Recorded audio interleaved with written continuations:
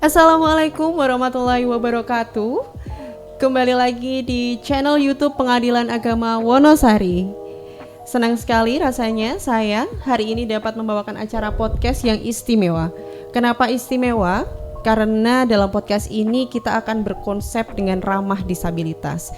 Jadi video podcast ini akan kami buat juru bahasa isyarat, sehingga nanti informasi dan segala pengetahuan yang ada di podcast ini dapat kita sampaikan kepada rekan-rekan kita penyandang disabilitas, khususnya untuk penyandang tunarungu.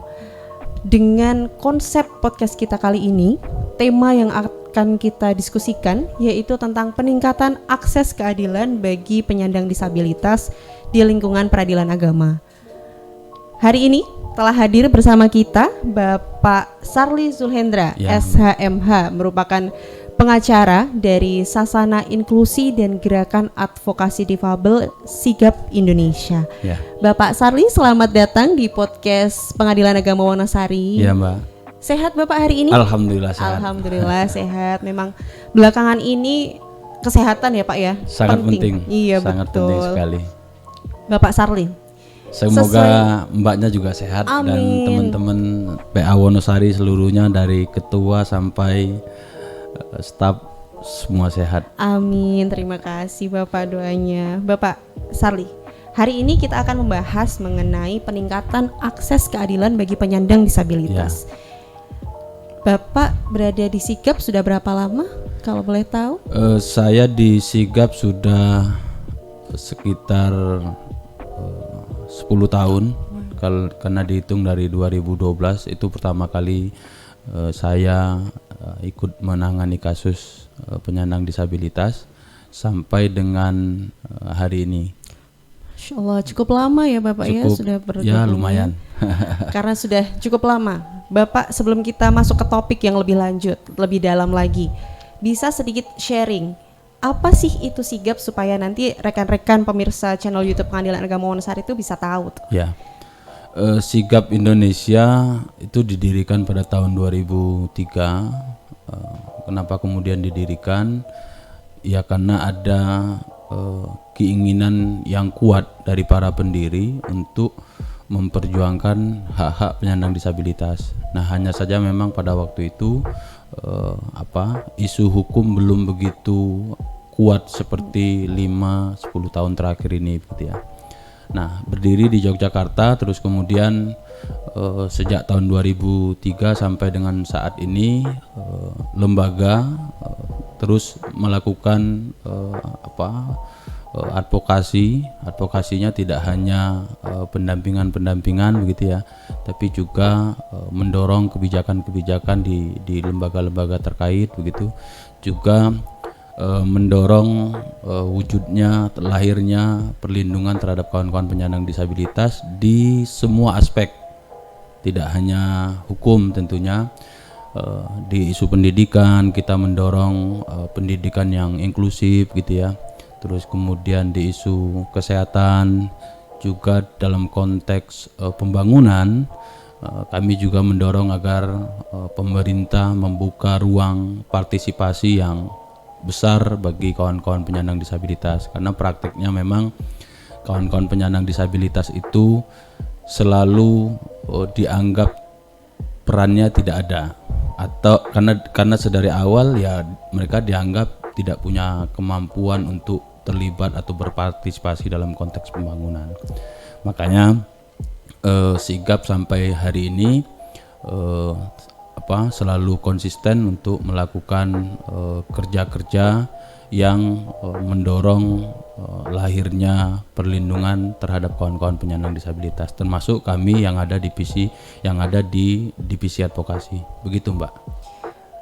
Luar biasa. Ternyata saya awalnya mengira hanya hukum saja yang dilingkupi dari Sigap ini. Ternyata cukup luas rekan-rekan. Jadi peran dari Sigap ini terhadap rekan-rekan penyandang disabilitas itu cukup kuat ya Pak ya perannya. Ya. Kalau kita berbicara mengenai hukum, dalam konteks hukum, sebagai pengacara dan sesuai dengan namanya advokasi, peran pengacara atau advokat dalam lingkup peradilan agama, kita persempit di Iya. lingkup peradilan agama, khususnya bagi rekan-rekan disabilitas. Apa peran Bapak khususnya? Bapak dari sudah 10 Iya, tahun nih Pak iya. berkiprah di Sigap. Iya. Apa sih perannya yang dilakukan pengacara atau advokat bagi para penyandang disabilitas khususnya di lingkup peradilan agama?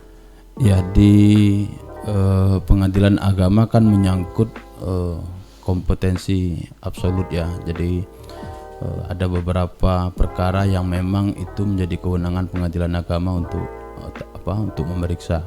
Nah, selama ini pengalaman kami mendampingi kawan-kawan penyandang disabilitas di beberapa perkara seperti perceraian begitu, terus juga waris. Jadi dua hal itu yang sering kami menerima pengaduan. Saya misalkan pernah mendampingi penyandang disabilitas yang digugat oleh istrinya gitu ya. Terus kemudian karena suaminya penyandang disabilitas daksa waktu itu, ada juga seorang perempuan yang penyandang disabilitas karena kemudian dia sempat mengalami kecelakaan, lalu dia menjadi disabilitas karena kecelakaan itu, dan suaminya meninggalkan tanpa kabar, bertahun-tahun juga tidak ada nafkah yang diserahkan begitu ya. Lalu tentu ada banyak hak yang kemudian tidak terpenuhi, dan dia mengadukan ke Sigap gitu. Kita bantu mencari suaminya agar kemudian rumah tangganya rukun kembali, baik kembali begitu. Tapi perjuangan itu sia-sia dan dia memutuskan untuk berpisah gitu, dan kami dampingi itu gitu ya. Lalu di soal waris ini juga sangat problemnya sangat serius, karena di banyak kasus itu banyak kawan-kawan penyandang disabilitas, terutama yang disabilitas intelektual dan mental, mereka terkadang dianggap sebagai ahli waris, tapi realnya mereka tidak terima hak kewarisan itu, mereka tidak menerima itu gitu. Karena dianggap dia tidak mampu, dia terkena stigma gitu ya. Karena dia disabilitas intelektual, dianggap dalam tanda kutip dianggap tidak mampu, dianggap gila gitu. Lalu secara formal dia dianggap sebagai ahli waris, tapi secara nyata harta warisan itu tidak ada yang dia terima. Nah, di sisi yang lain ada juga yang dalam konsep pengampuan misalkan ya. Jadi dia dianggap di bawah pengampuan, terus kemudian dia sebagai orang yang diampu, terus kemudian dia juga sebagai ahli waris. Nah, harta warisannya itu otomatis kan jatuh atau dikelola oleh pengampunya. Nah, tapi problemnya pengampunya itu sudah sedari awal sudah tidak baik, karena motifnya menjadi pengampu hanya semata-mata ingin menguasai harta warisan, harta yang bersangkutan gitu ya. Nah, di banyak kasus kami selalu mengingatkan kawan-kawan begitu yang mendampingi penyandang disabilitas agar berhati-hati, karena tadi ada yang kemudian karena kondisi kedisabilitasannya lalu mereka tidak dapat harta warisan gitu ya, sepenuhnya dipegang oleh ahli waris yang lain gitu. Terus kemudian dalam konteks pengampuan misalkan, karena dia di bawah pengampuan dan dia juga sebagai ahli waris, harta warisannya itu diterima oleh pengampunya, tapi kemudian tidak digunakan sebaik-baiknya untuk terampuh gitu ya.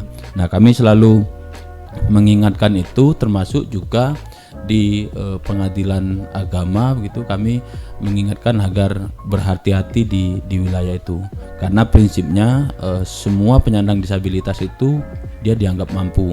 Nah, hanya saja yang jadi perbedaan adalah soal berkebutuhan khususnya, itu yang banyak orang tidak memahami.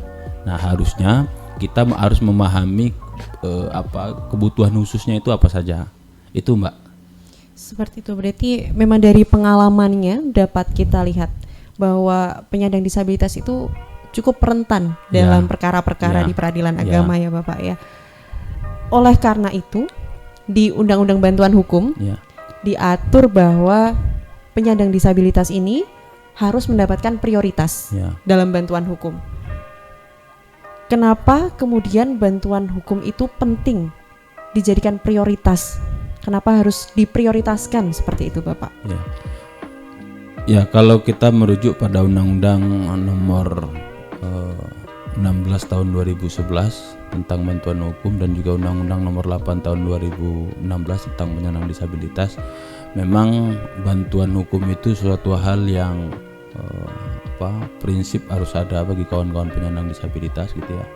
Karena mereka juga punya hambatan, dan untuk memperkecil hambatan yang ada itu mereka butuh banyak aksesibilitas, butuh banyak bantuan gitu ya. Bantuan dalam arti kemudahan atau penyesuaian yang itu berkaitan dengan kondisi atau hambatan itu sendiri. Nah, ini yang jadi perbedaan dengan orang-orang yang tidak memiliki hambatan. Nah, misalkan orang tuli begitu, dia pengen mengajukan gugatan di pengadilan agama atau pengadilan negeri gitu ya. Begitu datang dia ke pengadilan tentu proses layanannya hampir sama dengan orang lainnya.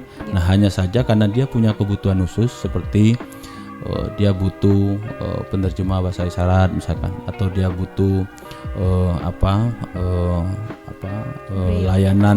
layanan informasi tapi yang ada subtitlenya misalkan. Nah, maka itu harus diwujudkan. Nah, oleh karena itu dari sisi bantuan hukum sendiri gitu ya, kalau kita bicara soal penyandang disabilitas, sebagian besar kawan-kawan itu memang banyak yang awam tentang hukum gitu ya. Di satu sisi mereka punya hambatan, punya kebutuhan khusus, tapi di sisi yang sama mereka juga sangat awam di sisi hukum. Dan dalam banyak praktek misalkan mereka itu malah selalu dijadikan korban, baik itu di kasus pidana maupun di kasus perdata ya. Di kasus perdata yang tadi seperti saya sampaikan, harusnya mereka itu adalah ahli waris, tapi mereka senyatanya tidak pernah menerima harta warisan misalkan, karena dianggap tidak mampu, dianggap tidak bisa mengelola secara mandiri gitu kan.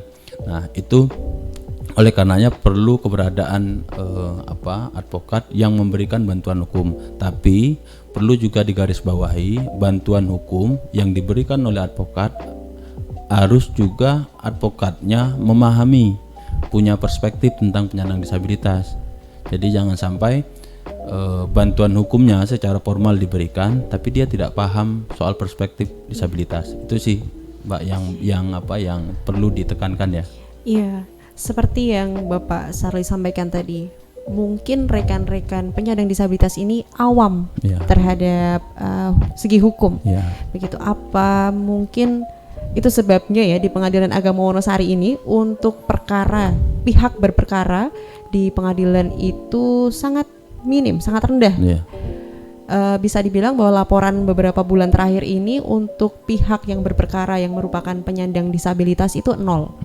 Berarti memang keberadaan sigap ini salah satunya untuk memberikan pengetahuan juga kepada masyarakat umum dan juga khusus pada penyandang disabilitas bahwa mereka juga punya hak untuk terlebih dahulu maju, begitu ya Bapak ya? Ya, 0 itu bisa diartikan beberapa hal Mbak. Bisa dijelaskan Bapak? 0 itu bisa berarti memang tidak ada penyandang disabilitas yang berperkara. Betul. Tapi bisa juga sebenarnya ada penyandang disabilitas yang ingin berperkara tapi dia punya hambatan di soal layanan. Bisa jadi ya. Betul. Karena sepanjang pengalaman saya berinteraksi mendampingi kawan-kawan penyandang disabilitas, Di antara mereka itu sebenarnya banyak yang misalkan ya ingin melapor ke polisi, tapi mereka itu sudah dapat cerita terlebih dahulu bagaimana kondisi pelayanan di kepolisian. Pengen misalkan mengajukan semacam permohonan di pengadilan, tapi mereka dapat gambaran soal bagaimana kondisi pelayanan di pengadilan misalkan. Jangankan kami sebagai jangankan kawan-kawan penyandang disabilitas yang sebagai korban ya, kayak saya atau Mbak Ipung yang dia juga menggunakan kursi roda begitu. Dulu di awal-awal kami melakukan pendampingan, datang ke pengadilan, datang ke kejaksaan, itu juga butuh kerja keras. Karena kayak Mbak Ipung misalkan karena dia menggunakan kursi roda, begitu datang ke pengadilan atau kantor kepolisian atau kantor kejaksaan, itu dulu banyak sekali gedung atau sarana prasarana yang belum aksesibel. Jadi kursi roda itu nggak dipakai. Begitu datang ke kantor, ya Mbak Ipungnya kasarannya ngesot gitu loh, merangkak. Kondisi itu yang kemudian membuat kawan-kawan penyandang disabilitas jadi enggan. Betul. Untuk datang ke pengadilan, kepolisian gitu loh.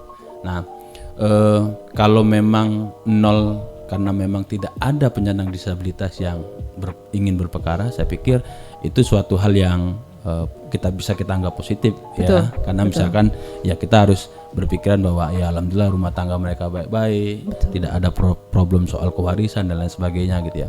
Tapi di sisi yang lain gitu, sepanjang kami berinteraksi dengan mereka, ada kondisi seperti itu, ada kondisi sudah enggan terlebih dahulu, sudah nggak mau terlebih dulu datang ke kantor polisi, datang ke kantor pengadilan, karena mereka selain punya pengalaman gitu ya, juga mendapatkan cerita bagaimana kondisi pelayanan publik di masing-masing instansi. Begitu sih Mbak.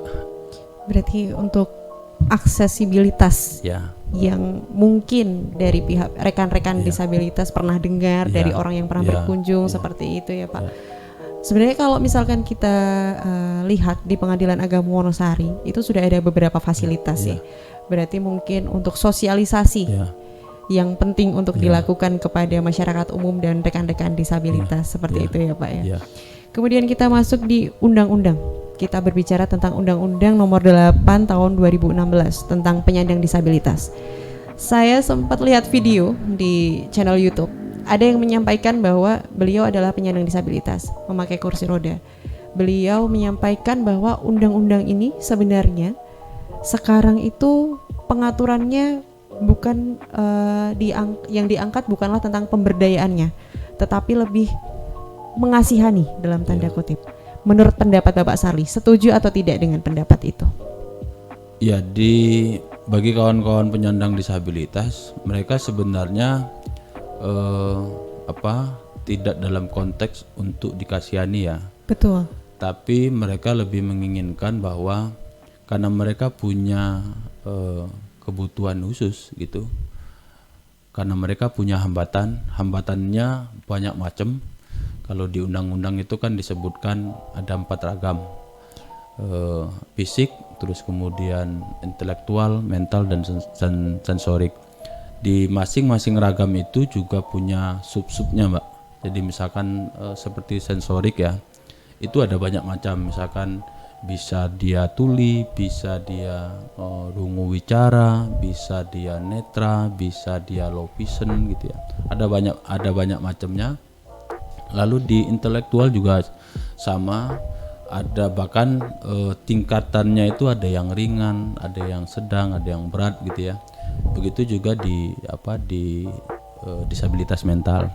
Nah, di kawan-kawan itu prinsip yang harus dipahami adalah soal mewujudkan akomodasi bagi mereka.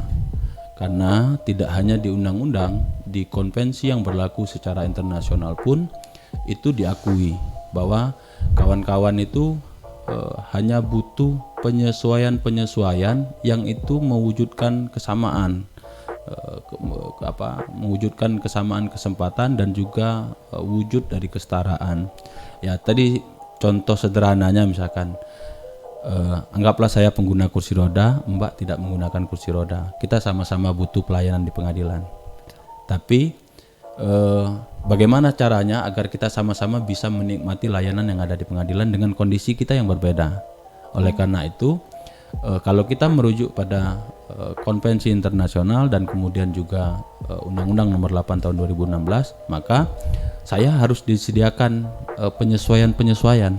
Penyesuaian itu harus dihubungkan dengan kondisi hambatannya. Nah, karena saya kemudian punya hambatan mobilitas, hambatan gerak begitu, karena saya hanya bisa berjalan menggunakan kursi roda, maka pengadilan itu harus menyediakan aksesibilitas itu. Nah, misalkan kayak kalau di Pengadilan Agama Wonosari sudah ada ram atau jalan landai gitu untuk untuk kawan-kawan pengguna kursi roda, atau misalkan ubin pemandu atau guiding block untuk kawan-kawan netra. Nah, saya pikir yang penting sekali untuk dipahami adalah soal itu ya, bahwa kemudian kawan-kawan penyandang disabilitas sama sekali mereka itu tidak untuk dikasihani. Betul. Bahkan sepanjang saya berinteraksi selama ini, ada yang diantara mereka itu ketika misalkan ya pengguna kursi roda misalkan, mereka pengen jalan sendiri, mengoperasikan sendiri, tidak ingin dibantu. Tapi memang ada kondisi-kondisi tertentu yang mereka memang harus dibantu. Ya, misalkan karena kondisi jalanan yang licin misalkan, atau misalkan kondisi jalan landai, tapi di beberapa tempat kondisinya ramnya itu justru curam. Nah, itu perlu dibantu oleh petugas. Saya pikir itu, Mbak. Baik, berarti memang aksesibilitas lagi yang perlu ditekankan, terutama dalam instansi yang melakukan pelayanan publik. Seperti itu. Selain terkait dengan aksesibilitas, prioritas apa lagi yang harus diberikan oleh instansi pelayanan publik seperti Pengadilan Agama yang harus diberikan kepada rekan-rekan kita penyandang disabilitas? Ya, saya pikir kawan-kawan penyandang disabilitas dengan berbagai ragamnya, dengan berbagai hambatannya, mereka membutuhkan akomodasi yang layak. Kalau kita bicara soal akomodasi yang layak, berdasarkan peraturan pemerintah nomor 39 tahun 2020, itu ada dalam konteks sarana prasarana dan layanan. Nah, kalau sarana prasarana, saya pikir 5 tahun terakhir ini sudah banyak sekali pengadilan yang berbenah, termasuk Pengadilan Agama Wonosari gitu ya. Dulu sekitar berapa bulan yang lalu misalkan kami datang ke suatu pengadilan, kondisinya sudah jauh lebih baik. Kalau kita melihat Pengadilan Agama Wonosari misalkan, kita bandingkan dengan kondisi 5 tahun yang lalu misalkan, tentu kondisinya sekarang udah jauh lebih baik. Sudah ada ubin pemandu, sudah ada jalan landai untuk pengguna kursi roda, juga sudah ada ruang tunggu yang space-nya jauh lebih besar. Kalau dulu seingat saya PTSP di Pengadilan Agama Wonosari lumayan kecil, juga ada sekat-sekat ruangan yang membuatnya menjadi kecil, dan itu kalau untuk kawan-kawan pengguna kursi roda lumayan sempit dan tidak aksesibel. Jadi mereka harus punya space untuk berputar dan lain sebagainya gitu ya. Dan alhamdulillah kondisi PTSP di PA Wonosari sudah aksesibel gitu ya. Karena sudah cukup luas dan ada space untuk kawan-kawan pengguna kursi roda, termasuk tentunya adalah ruang tunggu gitu ya. Nah, selain soal sarana prasarana, tentu juga soal layanan yang juga bagian dari akomodasi yang layak. Layanan ini cukup banyak wujudnya, bisa dalam bentuk komunikasi yang efektif, termasuk juga etika pemberi layanan ya, yang berinteraksi dengan penyandang disabilitas gitu. Termasuk juga misalkan soal keberadaan juru bahasa isyarat. Nah, di beberapa instansi itu sudah menyediakan juru bahasa isyarat gitu ya, karena memang beberapa instansi itu menilai bahwa instansinya termasuk instansi yang potensinya lumayan besar untuk dikunjungi atau digunakan oleh penyandang disabilitas. Makanya kemudian mereka selama jam kerja mereka menyediakan juru bahasa isyarat gitu. Nah, saya pikir Pengadilan Agama Wonosari perlu juga menyiapkan itu gitu ya, juru bahasa isyarat tentu bisa bekerja sama dengan beberapa sekolah luar biasa SLB gitu, karena di beberapa SLB ada terdapat penerjemah bahasa isyarat gitu, atau bekerja sama dengan lembaga-lembaga yang menyediakan layanan juru bahasa isyarat. Jadi untuk mengantisipasi kalau misalkan suatu saat ada kawan tuli datang ke sini gitu ya, dan mereka tidak bisa misalkan baca tulis gitu, atau mereka bisa baca tulis, kalau masih bisa baca tulis masih lumayan enak. Ya, masih bisa kita ajak komunikasi melalui baca tulis, atau komunikasi dengan gerak bibir misalkan, itu juga masih memungkinkan. Nah, kalau yang tidak bisa gerak bibir, tidak bisa baca tulis, mau nggak mau kan, kalau dia paham bahasa isyarat formal, mau nggak mau dia harus difasilitasi difasilitasi oleh juru bahasa isyarat. Saya pikir soal prioritas itu yang soal sarana prasarana, juga soal pelayanan gitu ya, termasuk juga terkait dengan akses informasi. Akses informasi ini juga penting, termasuk misalkan informasi ke pihak-pihak yang berperkara. Misalkan ada penyandang disabilitas, dia berperkara, nah perlu diinformasikan bahwa proses sidang di pengadilan ini seperti ini, ya kan? Karena untuk yang disabilitas intelektual dan mental itu kalau harus menunggu lama, mereka justru akan keberatan, karena memang kondisi mereka tidak bisa mereka kan punya hambatan di konsentrasi misalkan ya. Untuk berkonsentrasi itu mereka butuh kondisi yang tenang dan lain sebagainya.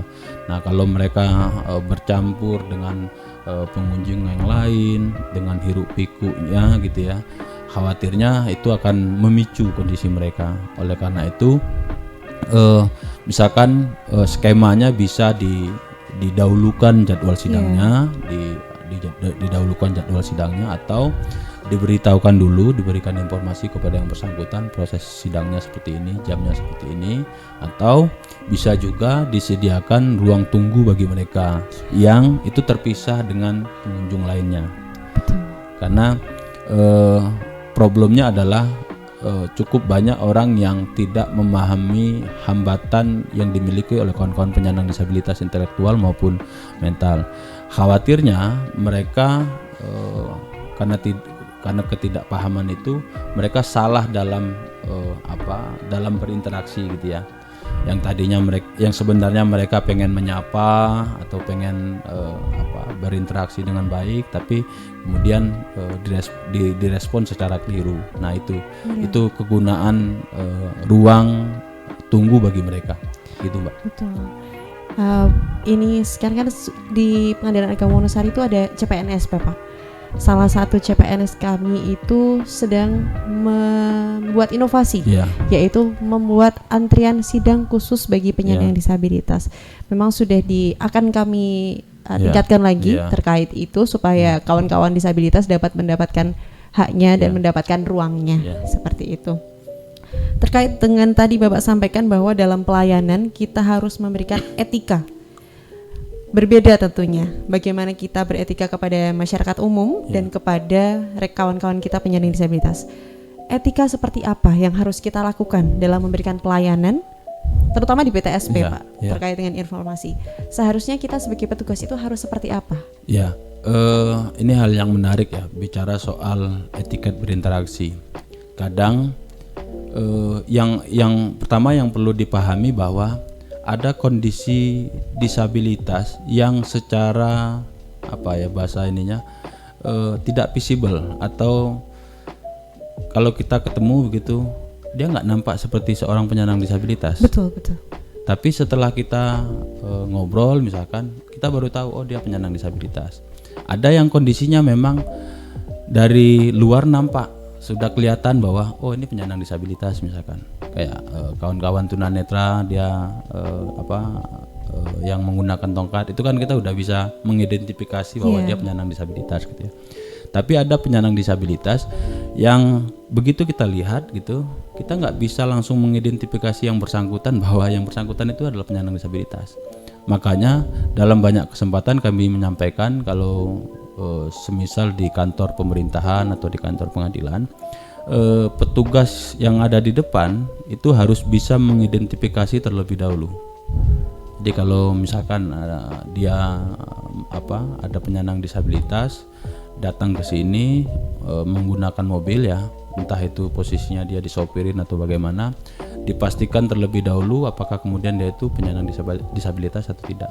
Karena begitu dia turun, misalkanlah pengguna kursi roda, begitu dia turun, bisa jadi dia bisa mandiri turun, tapi bisa jadi juga dia butuh bantuan petugas.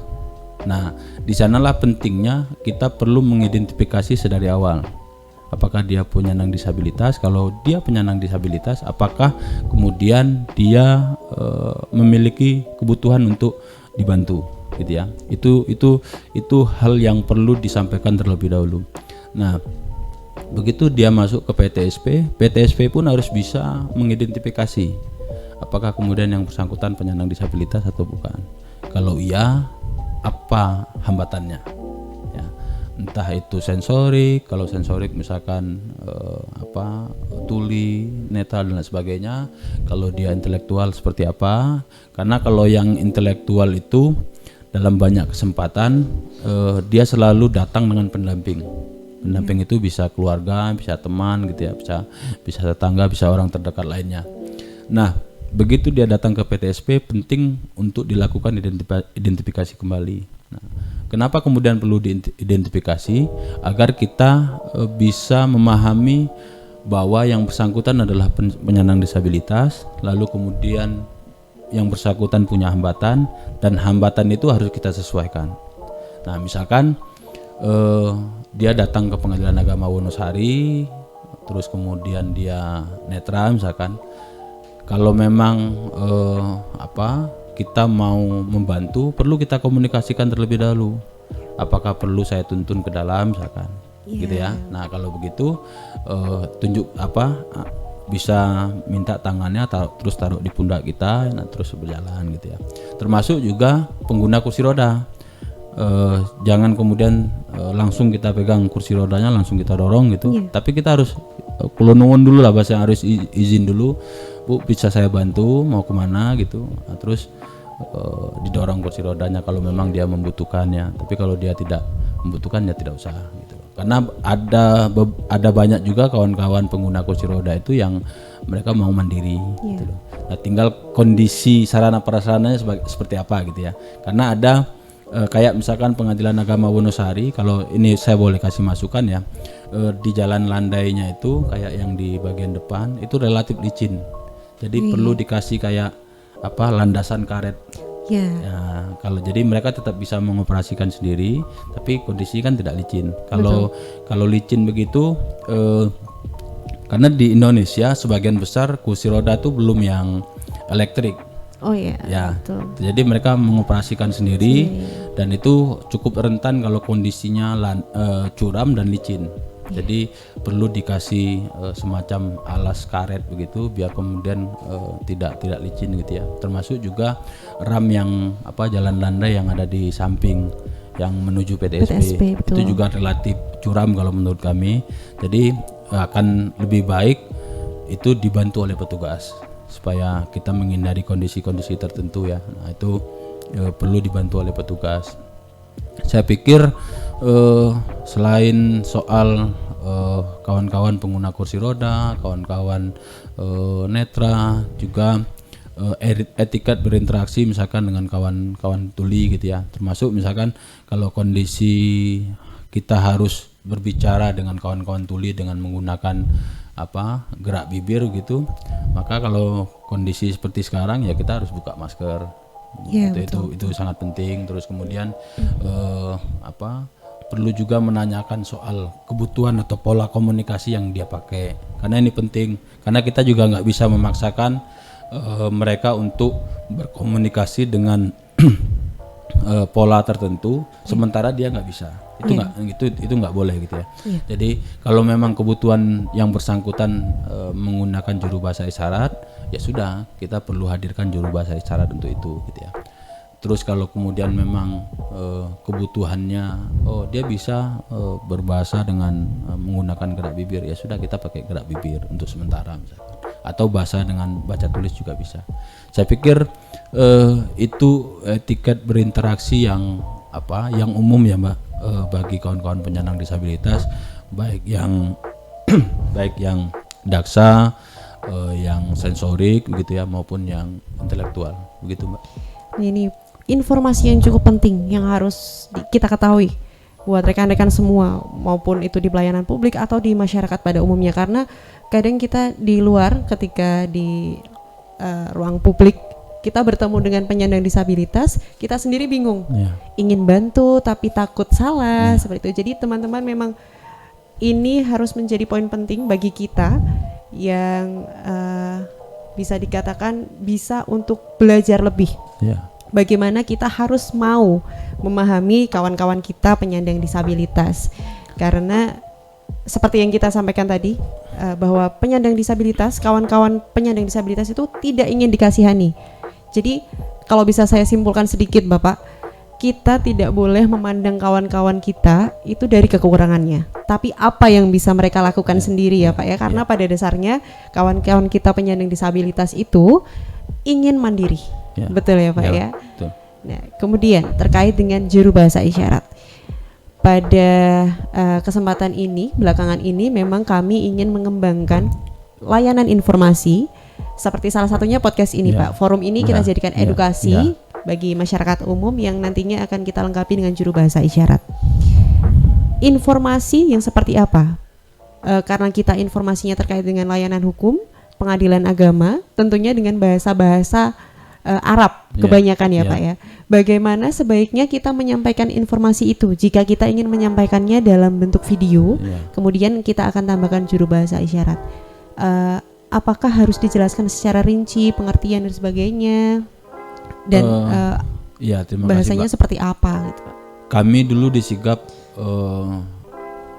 di awal terlibat dalam proses advokasi, kami dulu bikin panduan juga. Dan panduan itu kami bikin dengan bahasa yang sesederhana mungkin. Jadi kami menghindari bahasa-bahasa hukum yang itu akan sulit dipahami oleh mereka. Jadi kami menggunakan bahasa-bahasa yang sederhana. Misalkan karena kami memahami bahwa banyak kawan-kawan penyandang disabilitas itu yang menjadi korban gitu ya, korban kejahatan, dan di antara mereka itu ada yang ingin mengurus sendiri.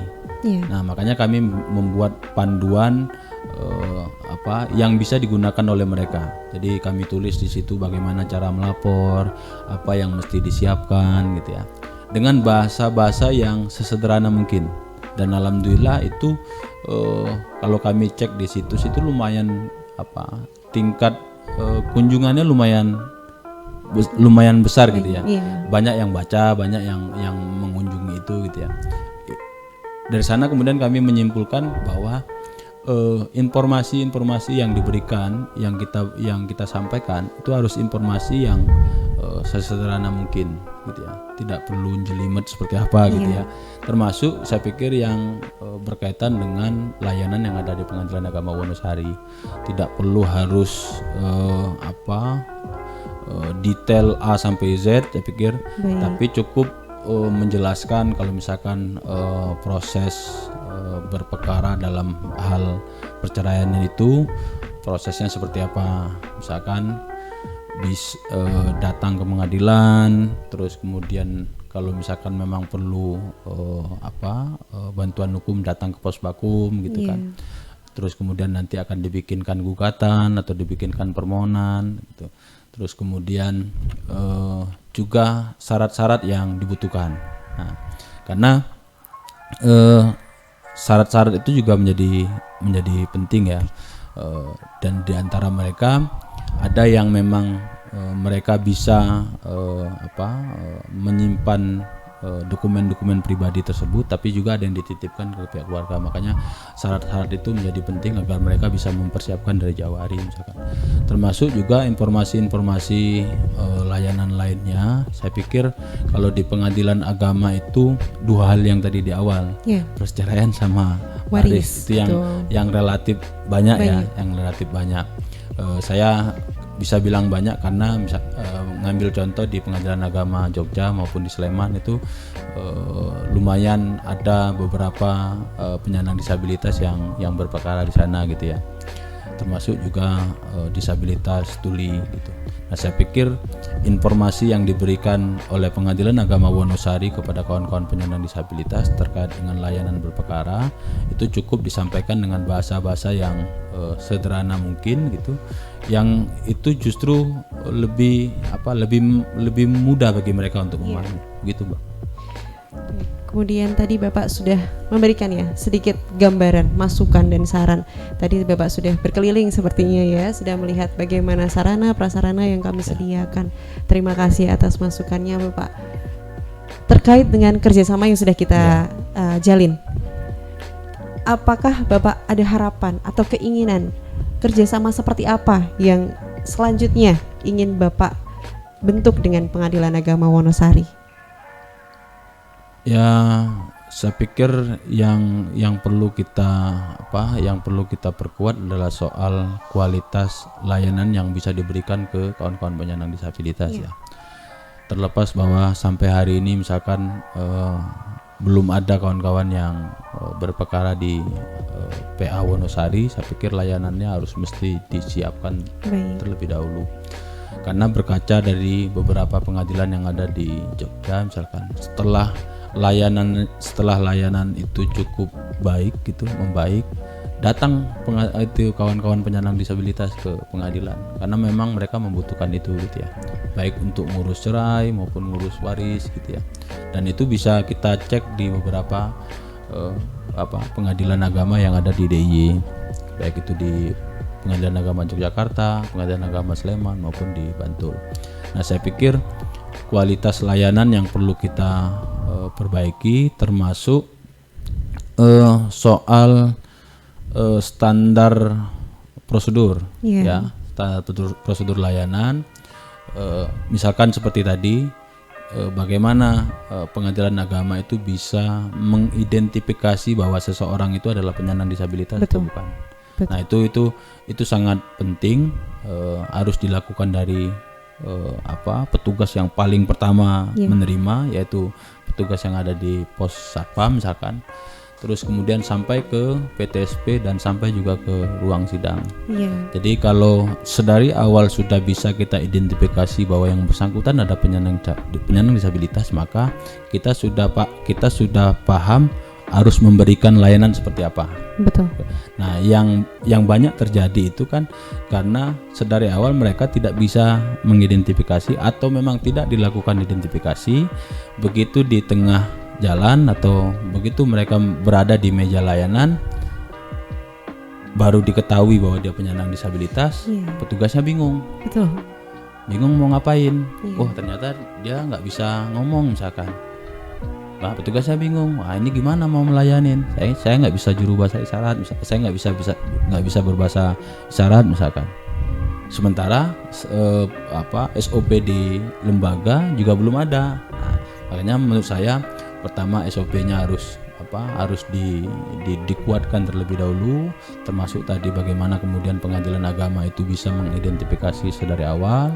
Lalu kita terus meningkatkan kualitas layanan, karena saya pikir salah satu yang juga perlu dimiliki oleh kita adalah soal etiket berinteraksi. Jadi dari kawan-kawan yang ada di pos penjagaan sampai ke petugas staf di PTSP dan lain sebagainya, termasuk juga hakim-hakim yang ada di pengadilan, juga punya kemampuan untuk berinteraksi, etiket berinteraksi terhadap kawan-kawan penyandang disabilitas. Nah, saya pikir dua hal itu yang mesti kita perkuat gitu ya, karena sebelumnya setelah kita MOU kemarin kan setidaknya sudah pernah satu kali atau satu kali sudah ada semacam pelatihan begitu. Nah, dan saya pikir itu perlu kita lanjutkan. Betul. Termasuk yang perlu diperkuat menurut saya tadi soal etiket berinteraksi ya, karena itu tidak bisa sekali langsung dipahami. Betul. Kayak saya misalkan itu bisa karena terbiasa. Ya kan, bisa karena terbiasa. Jadi ya karena cukup sering berinteraksi dengan kawan-kawan penyandang disabilitas, jadi saya memahami bagaimana etiket berinteraksi dengan mereka, termasuk misalkan dengan kawan-kawan netra, dengan kawan-kawan pengguna kursi roda gitu ya. Itu perlu saya kuasai, karena saya sebagai advokat yang memberikan jasa bantuan hukum harus memahami itu, agar saya juga punya perspektif yang kuat memahami bahwa penyandang disabilitas itu punya hambatan dan kita perlu memahami hambatan mereka gitu loh. Saya pikir itu Mbak yang perlu kita perkuat di soal kerjasama selama ini ya. Satu soal standar prosedur layanan, bagaimana kemudian pengadilan bisa mengidentifikasi sedari awal. Lalu yang kedua yang perlu kita perkuat adalah soal etiket berinteraksi. Ini juga sangat penting karena tidak ya tadi seperti yang saya sampaikan, tidak langsung bisa dipahami. Jadi kita mesti melatih diri kita berulang-ulang sampai kemudian kita terbiasa. Saya pikir itu Mbak.